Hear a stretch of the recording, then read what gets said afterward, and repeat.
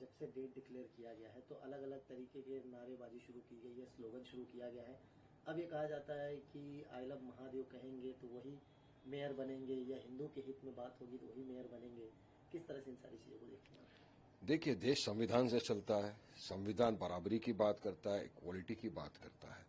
तो अगर इनका ऐसा बोलना है कि आई लव महादेव बोलने वाला ही मेयर बनेगा मुंबई का, तो मैं तो संविधान का पालन करने वाला आदमी हूं। तो मैं तो यही बोलूंगा ना कि अगर वो बन सकता है तो आई लव मोहम्मद सल्लल्लाहु अलैहि वसल्लम बोलने वाला क्यों नहीं बन सकता? क्यों कोई खान, पठान, शेख, अंसारी, कुरैशी, सैयद क्यों नहीं बन सकता मेयर? बनेगा इंशाल्लाह। हमारा तो ये उम्मीद है कि एक दिन मुंबई की मेयर हमारी हिजाब पहनने वाली महिला बहन भी बनेगी इंशाल्लाह। बन सकते थे कि पहले भी मुसलमान लोग बने। भारत के प्रेसिडेंट बन चुके हैं APJ Abdul Kalam Azad ji, vice president रह चुके हामिद साहब, कितने सारे गवर्नर हैं जो बने हैं मुसलमान।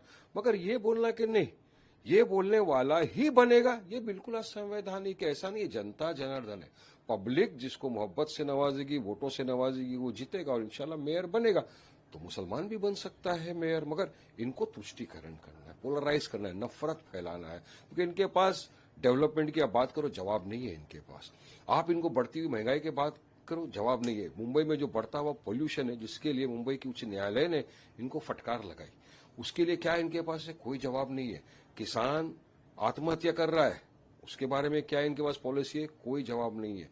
बारिश आती है, देखिए जो इलेक्शन होता है ना, ये सिविक इश्यूज के ऊपर है, कॉरपोरेशन का। एक बारिश में आप देखो, आधे घंटे में पूरा मुंबई में अफरा तफरी का माहौल मच जाता है, पानी भर जाता है, ट्रेनें बंद हो जाती है। तो कहाँ है ड्रेनेज सिस्टम का? इतने सालों से सत्ता में सब बैठ के मलाई खाए, इसके ऊपर काम क्यों नहीं किया? इनको सवाल करो, जवाब नहीं देंगे ये आपको।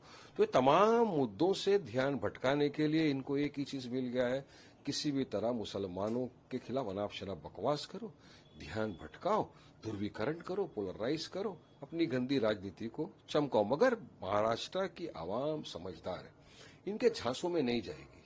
वो चाहती है कि उसको वोट दे जो डेवलपमेंट की काम करे, जो उसके साथ कांधे से कांधा मिलाकर इशू पे खड़ा रहे, उनके हक इंसाफ के लिए लड़े। और वैसी महाराष्ट्र की आवाम को एक पार्टी दिख रही है, मजलिस इत्तेहादुल मुस्लिमीन।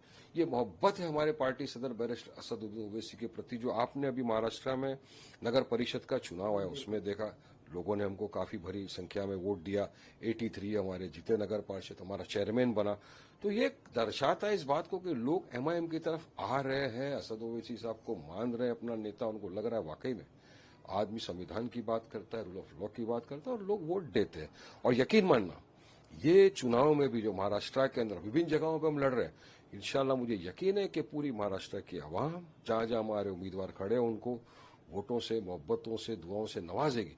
और भारी संख्या में हमारे कॉरपोरेटर्स जीत के कॉरपोरेशन के अंदर जाएंगे और इनकी ये गंदी नफरत वाली राजनीति नहीं चलेगी। अब क्या है, बीजेपी ने अपने नफरती चिंटुओं को छोड़ा है, अब उसमें एक और घुस गए, वो नवनीत राणा जी। उन्होंने क्या नफरत फैलाई? मुसलमान के 19 बच्चे होते हैं, तो आप हिंदुओं को 4-4 बच्चे पैदा करो, 5-5 बच्चे पैदा करो। अरे मैडम, किसने रोका है आपको पैदा करने से? रोक बनाइए, आप भी पैदा करिए। अगर मुसलमान 19 पैदा करता है, आप 25 पैदा करो, कंपटीशन करो, ताकत है, हिम्मत है, करो। आप ये जो महिलाओं को ज्ञान पेल रहे हो बच्चे पैदा करने का ज्यादा, तो पहले वो ज्ञान अपने आप को दो। पहले अपने घर में झांको, आपके कितने बच्चे हैं? 2। आप महिलाओं को बोल रहे हो 5 पैदा करो। अरे तो उनके खाने पीने का प्रबंध पहले करेंगे क्या नहीं? और मैं तो आपके माध्यम से पूछना चाहता हूं कि मैडम जी, मुझे वो कपल के पास ले चलो जिनके 19 बच्चे, मैं मिलना चाहता हूं उनसे। नहीं है इनके पास। जब तो ये चलती ट्रेन में एक और नफरती चिंटू घुस गया, मुसलमानों के खिलाफ बोला, मीडिया ने उनको उठाया। अब उनको पब्लिसिटी चाहिए, तो इसी तरह पब्लिसिटी ले रही, जबकि डेटा पढ़ते नहीं है। डेटा बताता है कि टीएफआर जो रेट है मुसलमानों का गिरता जा रहा है, टोटल फर्टिलिटी रेट जिसको बोलते हैं। मुसलमान हाईएस्ट कॉन्डोम इस्तेमाल करने वाला बन गया है पूरे देश के अंदर। तो ये तमाम चीज का डेटा जब वो पढ़ेंगे तो इस तरह के अनाप शनाप बकवास नहीं करेंगे। तो मैं चाहूंगा कि आप भी इनको ज्यादा पब्लिसिटी मत दो। ये बीजेपी को आदत है सिर्फ ध्रुवीकरण करना, नफरत फैलाना। कॉरपोरेशन चुनाव में जनता जवाब देगी। आंकड़े की आपने बात की, तो एमआईएम की क्या तैयारी है? क्या आंकड़े मैदान में उतारने की तैयारी है? क्योंकि जिस तरह से आपने कहा कि 83 जो आंकड़े आए हैं, वो बहुत बड़ा जवाब है, बहुत बड़ा तमाचा है उन लोगों पे जो एमआईएम को बहुत कम में आंकते थे? देखिए, बिल्कुल हमारी पूरी तैयारी है। मजलिस इत्तेहादुल मुस्लिमीन महाराष्ट्र के अंदर विभिन्न जगहों के ऊपर नगर पालिका का चुनाव लड़ रही है और पूरी ताकत के साथ, पूरी मजबूती के साथ हम चुनाव में मैदान में उतरे हैं। हमारी पूरी टीम रेडी है। बैरिस्टर असदुद्दीन ओवैसी साहब के नेतृत्व के अंदर हम ये चुनाव लड़ेंगे। हमारे इम्तियाज भाई है औरंगाबाद के, हमारे जो प्रेसिडेंट है वो रहेंगे और पूरी तरह मजबूती के साथ हर एरिया के अंदर। और मुझे यकीन है कि जहां जहां भी हमारे उम्मीदवार खड़े हैं, जितनी भी जगहों पे, वो 1-2 दिन में क्लियर हो जाएगा कहां कहां से कोई खड़ा है, किस किस को टिकट दिया है। हर जगह से मुझे यकीन है कि इस मर्तबा हमारे को भारी संख्या के अंदर लोगों के वोट मिलेंगे, दुआएं मिलेगी और हमारे ज्यादा से ज्यादा कॉर्पोरेटर चुन के कॉर्पोरेशन में जाएंगे और लोगों का विकास का, लोगों के हक इंसाफ की बात करेंगे, काम करेंगे। Our work is our identity, ये हमारी पार्टी मजलिस इत्तेहादुल मुस्लिमीन का मोटो है और उसमें हम खरे उतरेंगे इंशाल्लाह। वाइस जी, काफी सवाल हमने देखा कि बांग्लादेश में जो जाति का जो आग है, चिंगारी है, वो बांग्लादेश तक पहुंची है। वहां पर वीएचपी की तरफ से विरोध प्रदर्शन किया जा रहा है कि हिंदुओं को मारा जा रहा है। फिर उसके बाद ये भी बात सामने आ रही है कि माइनॉरिटीज जो है वो भी वहां परेशान हो रहे हैं। इन सारी चीजों को कैसे देखते हैं आप?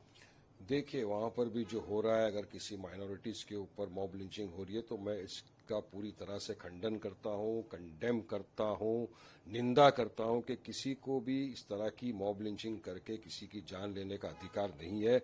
सबको कायदे कानून का पालन करना चाहिए, संविधान के दायरे में अपनी बात रखनी चाहिए, अपना काम करना चाहिए, नहीं होना चाहिए। देखिए, कोई भी रिलीजन किसी निहत्थे को भीड़ जमा करके मारने की इजाजत नहीं देता कि आप किसी की जान लो।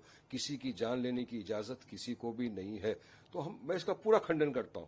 साथ ही साथ मैं बताऊंगा कि हमारे भारत देश के अंदर भी हर आए दिन हम अब देख रहे हैं कि किस तरह बेगुनाह बेकसूर मुसलमानों को कभी जेएसआर नहीं बोलने की बात पर, कभी गाय के गोश्त की शक की बुनियाद के ऊपर मॉब लिंचिंग करके भीड़ द्वारा उसको कत्लेआम कर दिया जाता है, उसको मार दिया जाता है।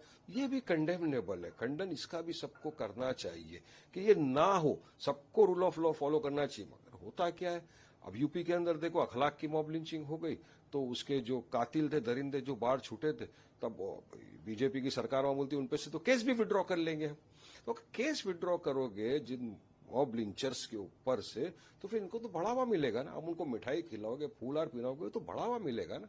तो कहीं पर भी मॉब लिंचिंग हो, ये कंडेमनेबल है, ये नहीं होना चाहिए। हम तो चाहेंगे कि वहां की सरकार भी इस बात का संज्ञान ले और माइनॉरिटी का जो प्रोटेक्शन है वो करे। हम तो चाहेंगे कि भारत सरकार भी इसके अंदर इंटरवीन करे ताकि कहीं पर भी किसी माइनॉरिटी के ऊपर जुल्म ना हो।